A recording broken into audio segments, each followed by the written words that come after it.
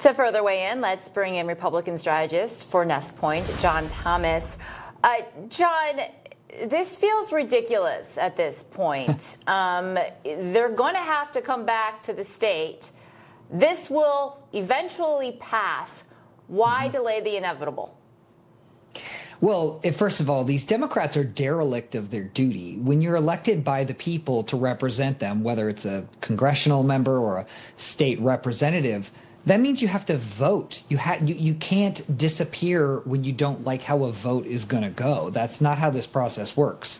So one, these members are derelict of their duty and shame on them. And two, it's a press optics stunt, right? They're trying to put up a big fight because for the politics of self-interest, whether they're trying to now run for a higher office about, obstructing President Trump and fighting back, it's all futile. The Democrats in Texas have tried this in years prior. It never works. The governor will call a second session coming up very soon, and he will wait them out.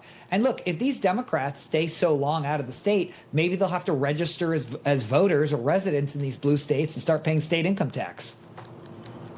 Speaking of other states, how about California? The governor's press office was trying to troll Trump on X, saying, quote, Donald Taco Trump, as many call him, missed the deadline. California will now draw the new, more beautiful maps. They will be historic as they will end the Trump presidency. And Dems take back the House. So this sounds like California, what's good for the goose is good for is it gander or dander? It's good for the gander, but I don't know how California is going to redraw their maps. They're already so gerrymandered in favor of the Democrats. That's right, Kelly. You hit it on the head. First of all, almost 80% of the seats are already gerrymandered in favor of Democrats in the state of California.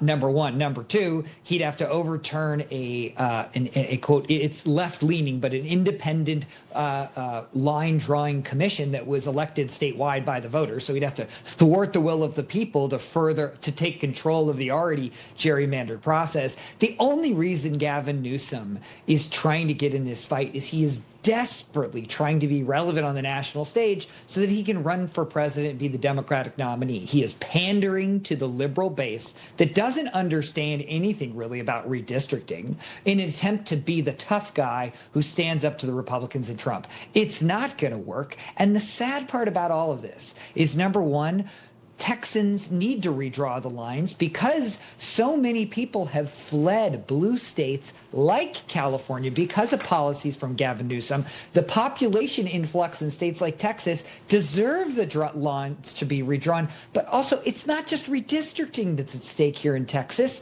It's also things like voting for aid for flood victims and infrastructure rebuild. I mean, these are important votes that Democrats, because they want to play politics on the presidential level, are hurting Texans.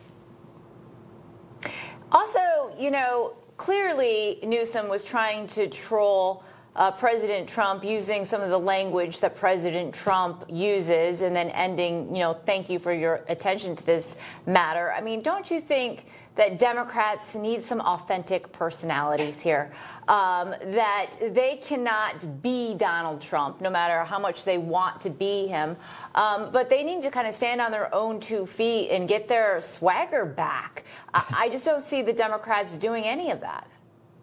Yeah. First of all, one thing we know, whether you're Republican or Democrat, you can't out-Trump Trump. Okay. I mean, he's the ultimate tweeter.